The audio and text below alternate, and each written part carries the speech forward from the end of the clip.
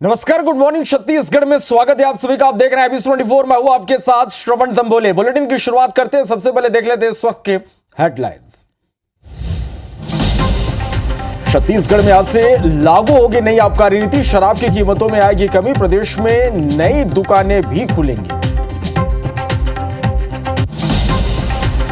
Transporter की हत्या की जांच के लिए कांग्रेस ने बनाई जांच समिति। कोरबा में हुई थी कोयला ट्रांसपोर्टर की हत्या। 5 सदस्यीय टीम करेगी जांच। बैकुंठपुर में बर्ड फ्लू ने दी दस्तक। जिला प्रशासन ने की आपातकालीन बैठक। संक्रमित पक्षी, चूजे और अंडों को नष्ट करने के निर्देश।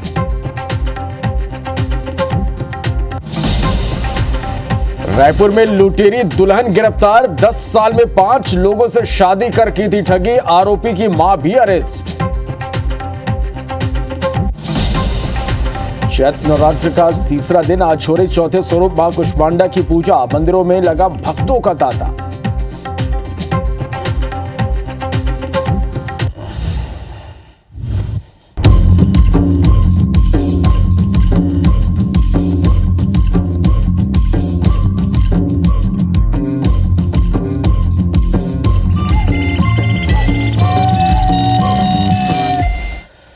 और बुलेटिन की शुरुआत करेंगे आज की सबसे बड़ी खबर के साथ। आज 1 अप्रैल है और आज से आपके जीवन में क्या बदलाव आने वाला है, सबसे पहले हम आपको यह बता दें। तो आज से आपके जीवन में कई बदलाव आएंगे। आज 1 अप्रैल से आपके जीवन में कई बदलाव आने वाले हैं।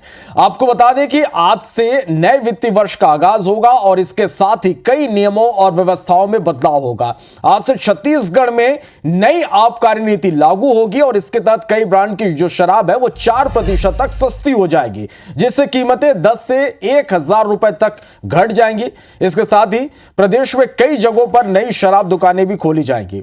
और इसके साथ राहत की एक और यह बात है कि पेट्रोल 1 रुपए प्रति लीटर सस्ता होगा। हालांकि रायपुर से जगदलपुर, बिलासपुर, रायगढ़ और कटघोरा रूट पर टोल टैक्स बढ़ जाएगा। बैंक खाता धारकों के लिए भी जरूरी खबर है। दूसरे बैंकों के ATM से महीने में सिर्फ 3 बार फ्री निकासी होगी और इसके बाद आपको 2 रुपए प्रति ट्रांजैक्शन के चार्ज देना होगा। यह वसूला जाएगा आपसे। बैंक खातों में न्यूनतम बैलेंस नहीं रखने पर भी आपको चार्ज देना होगा। बैंकिंग फ्रॉड रोकने के लिए पॉजिटिव पे सिस्टम लागू किया जा रहा है। इसके अलावा डीएक्टिव मोबाइल नंबर से रजिस्टर्ड UPI अकाउंट बंद कर दिए जाएंगे। क्रेडिट कार्ड से जुड़े बेनिफिट में कटौती होगी और आज से आयकर का न्यू रिजिम टैक्स स्लैब लागू होगा, जिसमें 12 लाख तक की आय टैक्स फ्री रहेगी।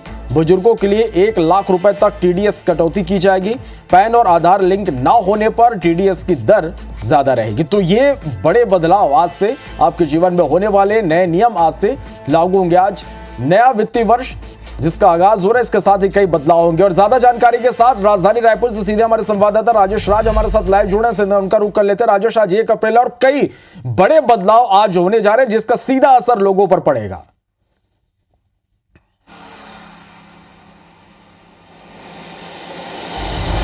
बिल्कुल श्रवण, जिस तरह से आप बता भी रहे थे, खास करके छत्तीसगढ़ में अगर देखें तो आम आदमी से लेकर के खास आदमी तक को राहत की बात हो रही है। राहत मिलेगी कैसे, वो देखिए। सरकार ने फैसला किया था, बजट सत्र में ही वित्त मंत्री ने घोषणा की थी कि नए वित्तीय वर्ष से वैट का जो पेट्रोल और डीजल पर वैट लगता है वो 1 रुपये कम हो जाएगा। यानी सीधे सीधे पेट्रोल और डीजल की कीमत में 1 रुपये से कमी हो जाएगी। आज से वो लागू हो जाएगा नियम, और पूरे प्रदेश के उपभोक्ताओं को पेट्रोल डीजल आज 1 रुपये सस्ता मिलना शुरू हो जाएगा। और उसी तरह से आज नई आबकारी नीति यानी नई शराब नीति भी प्रदेश में लागू हो रही है। पिछली जो सरकार थी या पिछली जो व्यवस्थाएं थी उसमें बिचौलियों के जरिए शराब खरीदी जाती थी, जिसके चलते शराब की कीमत बढ़ जाती थी।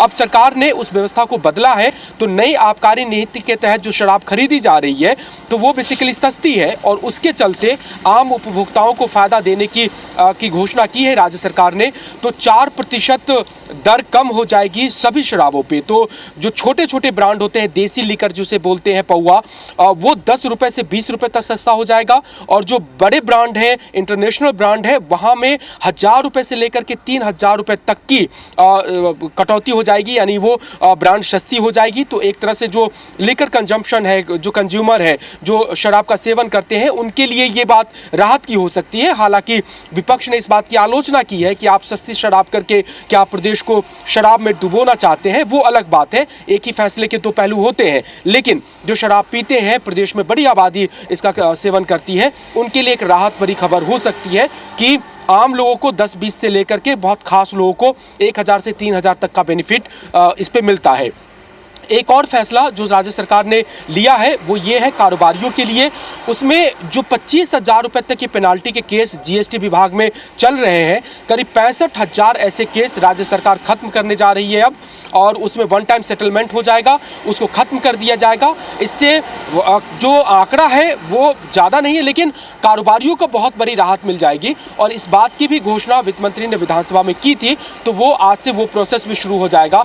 तो 65,000 प्रदेश के कारोबारियों को राहत देने का जो एक फैसला है वो आज से लागू होना शुरू हो जाएगा, उस पर भी अमल शुरू हो जाएगी। इसके अलावा जो बैंकिंग की चीज़ें रहीं वो आपने बताया ही, वो तमाम चीज़ें रही। तो कुल मिलाकर के आप कह सकते हैं कि आज से आम से लेकर के खास के लिए, हाँ एक चीज़ और भी है, जो टोल टैक्स है वो थोड़ा सा ज़रूर भारी पड़ेगा आम लोगों को, क्योंकि जो NH है, चाहे वो रायपुर बिलासपुर की बात करें या रायपुर जगदलपुर की बात करें, वहाँ पर जो टोल टैक्स लगे हुए हैं वो आज से थोड़े से महंगे हो जाएंगे। तो कई सेक्टर्स में आम लोगों से लेकर के खास लोगों को राहत मिल रही है। एक आध दो सेक्टर ऐसे हैं जहां पर टोल टैक्स के रूप में उन्हें थोड़ा सा जो महंगाई है उसका सामना करना पड़ेगा। बिल्कुल, तो एक तरफ थोड़ी राहत आम लोगों को मिलेगी, तो थोड़े जेब पर बोझ भी लोगों को पड़ेगा इस पर। बहुत शुक्रिया आपका हमारे साथ जुड़ने के लिए और इस तमाम जानकारी के लिए।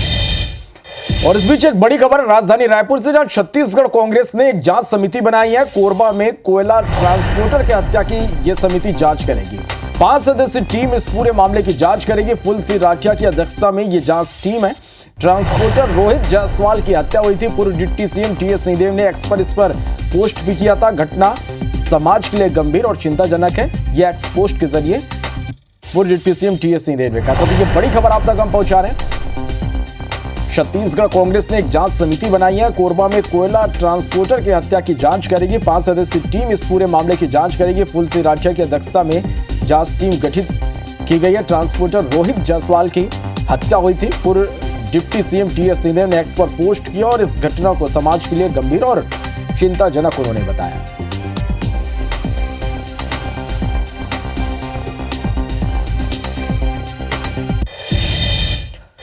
और बड़ी खबर है बैकुंठपुर से, जहां बर्ड फ्लू ने दस्तक दी है। शासकीय कुक्कुट पालन केंद्र में बर्ड फ्लू की पुष्टि हुई है। बर्ड फ्लू को लेकर आपातकालीन बैठक भी बुलाई गई। कलेक्टर, एसपी, सीएमओ समेत वेटनरी विभाग के अधिकारी इस दौरान मौजूद थे। संक्रमित सभी पक्षी, चूजे और अंडों को नष्ट करने के निर्देश दिए गए हैं। पशु और स्वास्थ्य विभाग ने 5 टीम इसके लिए बनाई है।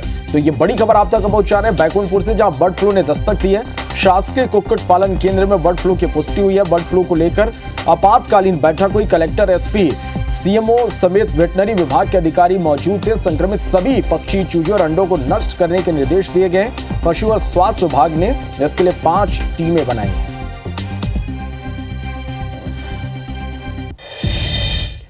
दंतेवाड़ा और बीजापुर जिले की सीमा में सुरक्षा बलों ने 45 लाख के एक इनामी महिला नक्सली को मार गिराया।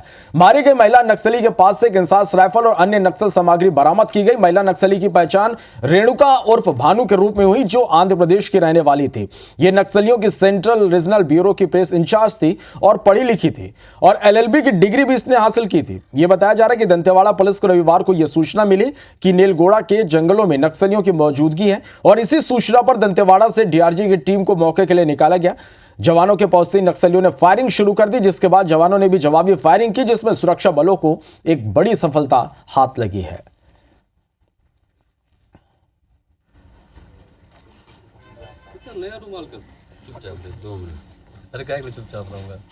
दंतेवाड़ा एवं बीजापुर की सीमावर्ती बेलनार एकेली के सरहदी जंगलों में मुठभेड़ के उपरांत इलाका के सर्चिंग में एक महिला माओवादी कैडर का डेड बॉडी, एक इंसास राइफल एवं अन्य एक्सप्लोजिव मटेरियल और दैनिक उपयोग सामग्री मुठभेड़ स्थल से बरामद हुई। हिंसा त्याग कर आत्मसमर्पण करने के अलावा उनके पास और कोई शेष विकल्प नहीं बचा, अन्यथा उनका काफी गंभीर परिणाम को भुगतना पड़ जाएगा।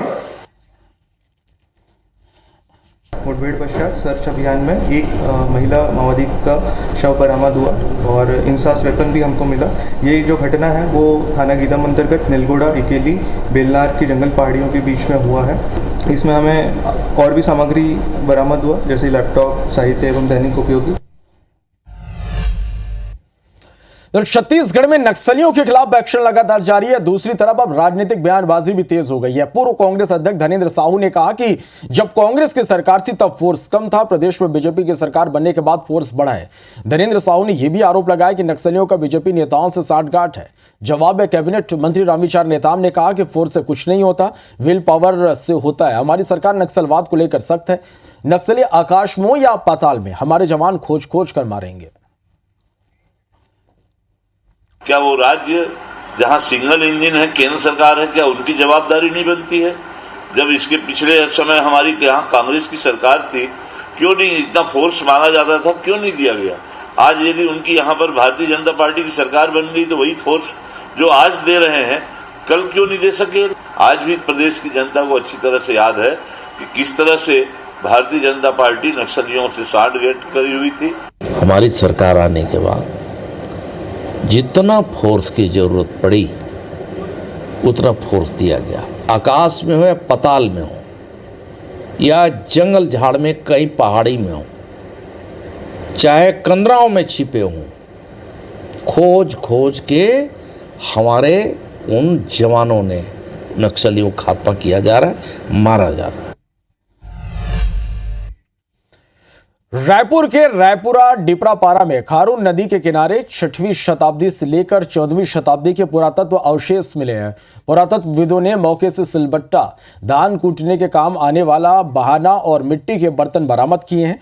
यह अवशेष तब सामने आए जब जमीन मालिक ने जमीन को समतल करने ट्रैक्टर और मशीन लगाई। इस दौरान खुदाई में बड़ी संख्या में अवशेष मिले। एक्सपर्ट का यह कहना है कि अभी इस जगह पर असली रायपुर कभी यहां पर रहा होगा। वहीं अधिकारियों के कहने के बाद भी जमीन समतल करने का काम नहीं रुका। ओल्ड सामग्रियां मिल रही है और इस साइट के बारे में हमें मालूम तो है कि ये साइट ओल्ड साइट है। हम एक दो बार आके यहाँ पे इसके कुछ प्राइमरी सर्वेक्षण भी किए थे। जिस प्रकार के मिट्टी के बर्तन, सिलबट्टे या मूसल, ईंटें मिल रही हैं, पत्थर मिल रहे हैं जिनका उपयोग जो है मकानों के निर्माण में हुआ प्रतीत होता है। एक मूर्ति पीठ भी मिली है जिससे लगता है कि उस जमाने में कोई न कोई यहाँ देव स्थल भी रहा होगा। चलिए, तो कई अवशेष यहां पर मिले हैं। मौके का जायजा लिया हमारे संवाददाता संदीप शुक्ला ने, आप भी देखिए। रायपुर में खारून नदी के पास डिपरापारा है, रायपुरा से लगा हुआ इलाका। यहाँ पर जमीन के समतलीकरण के दौरान पुरातत्व समय की चीजें निकल रही है, पत्थर और तमाम चीजें हैं, मिट्टी के बर्तन है, उसके अवशेष निकल रहे हैं। पहले हम आपको तस्वीरें दिखा दें कि निजी जमीन है जिसे समतलीकरण करने के लिए खोदा जा रहा था। उस दौरान काफी बड़े पत्थर निकले हैं। सिलबट्टा मिला था, उससे जो यहाँ लोग समतलीकरण का काम कर रहे हैं उन्होंने सहेज कर रखा था। आप लोग कितने दिन से काम कर रहे हैं और ये पत्थर कब से मिल रहे थे? हम तो अभी 2-4 दिन हुए हमारा। ये कब से निकल रहा है सामान? अब हमारे पता नहीं हो सामान का ये वो निकला कितना दब्बा है नहीं दब्बा है बाबा। देखिए, सबसे बड़ी लापरवाही जो देखने को मिल रही है वो ये कि पुरातत्व विभाग के लोग यहाँ पर इन्हें मना कर रहे हैं अभी भी खुदाई के लिए, समतलीकरण के लिए। लेकिन देखिए, लगातार अभी भी जेसीबी चल रही है। आप देखेंगे कि खुदाई में ये टूट चुका है और इसका बड़ा हिस्सा मैं आपको ले जाकर दिखाऊंगा। देखिए, ये सारी चीजें विदेशों में और भारत के तमाम जगहों पर म्यूजियम पे रहती है, मगर यहाँ पर ये जेसीबी का जो काम चल रहा है, मशीन का, उस पर लगातार टूट रहा है। ट्रैक्टर आप देखिए, संख्या देखकर आप दंग रह जाएंगे, इतनी बड़ी संख्या में ट्रैक्टर चल रहे हैं और लगातार सामान टूट भी रहा है। जबकि इन्हें बताया गया है कि इस काम को अभी बंद करना है, सामान को सहेज के रखना है। उसके बावजूद जो पुरातत्वविद हैं, यहाँ पर एक्सपर्ट्स हैं, विभाग के लोग हैं, आप देखेंगे उनकी मौजूदगी में ये मनमानी की जा रही है। अब ये दांत के निशान देखेंगे, जो बैकहो लोडर रहता है उसके दांत के निशान हैं। तो लगातार यहाँ पर जो है पुराने अवशेष मिल रहे हैं। एक्सपर्ट बता रहे हैं कि जो सिरपुर में जो मिट्टी के बर्तन मिले थे वैसे बर्तन भी यहाँ पर मिल रहे हैं। तो 6वीं 7वीं शताब्दी से लेकर 14वीं शताब्दी तक के अवशेष यहाँ मिल रहे हैं। उम्मीद करते हैं, लगातार हम इस मामले को उठा रहे हैं, पूरे जो सच्चाई सामने आ गई है। निजी जमीनें मानते हैं, लेकिन अब विभाग को इस पर गंभीरता से जांच करनी चाहिए और उम्मीद करते हैं कि जो जमीन मालिक है वो भी सहयोग करेंगे और रायपुर का सुनहरा जो इतिहास है वो निकलकर लोगों के सामने आएगा और सारी चीजों को संरक्षित किया जाएगा। कैमरामैन लखन शर्मा के साथ संदीप शुक्ला, IBC 24 रायपुर से। बढ़ते आगे, छत्तीसगढ़ के सरगुजा में यूं तो गन्ने का बम्पर उत्पादन होता है और यही वजह है कि इलाके में गुड़ की कई फैक्ट्रियां मौजूद है, जिसमें से कई कारखाने अवैध तौर पर संचालित किए जा रहे हैं। इन फैक्ट्रियों में घटिया और मिलावटी गुड़ तैयार कर उसे झारखंड के साथ कई राज्यों में सप्लाई किया जाता है। प्रशासन की ओर से इन फैक्ट्रियों में कोई जांच नहीं होती, जिसका फायदा गुड़ माफिया उठा रहे हैं। इतने नहीं, इन फैक्ट्रियों में बड़ी संख्या में नाबालिग भी काम करते हैं। सूचना मिलने पर एसडीएम ने गुड़ फैक्ट्री का औचक निरीक्षण किया। इस दौरान कई संदिग्ध गतिविधियां यहां देखने को मिली। एसडीएम ने फूड एंड सेफ्टी डिपार्टमेंट के फूड इंस्पेक्टर को फैक्ट्री से सैंपल लेकर जांच करने के निर्देश दिए हैं। मैंने सामान्य निरीक्षण के दौरान मुझे दिखा कि उस परिसर में जो सफ़ेद कलर का चूना टाइप का जैसे मेरे को लगा, शंका हुआ कि इसमें कुछ मिलावटी किया जा रहा होगा। इसके लिए मैंने यहाँ के जो फूड इंस्पेक्टर हैं उनको निर्देशित किया है जांच के लिए। आगे जो भी फूड डिपार्टमेंट के द्वारा कार्रवाई की जाए। गर्मी के दिनों में पानी की समस्या की खबरें हम आपको लगातार दिखाते हैं, लेकिन अंबिकापुर में पानी की समस्या तो नहीं, लेकिन पानी में ही समस्या है। आप बात को समझिए। नगर निगम के वार्ड क्रमांक 19 गुरु घासीदास वार्ड अंतर्गत सहेली गली में पीने के पानी से कीड़े निकल रहे हैं। तस्वीरें आप तक हम पहुंचा रहे हैं।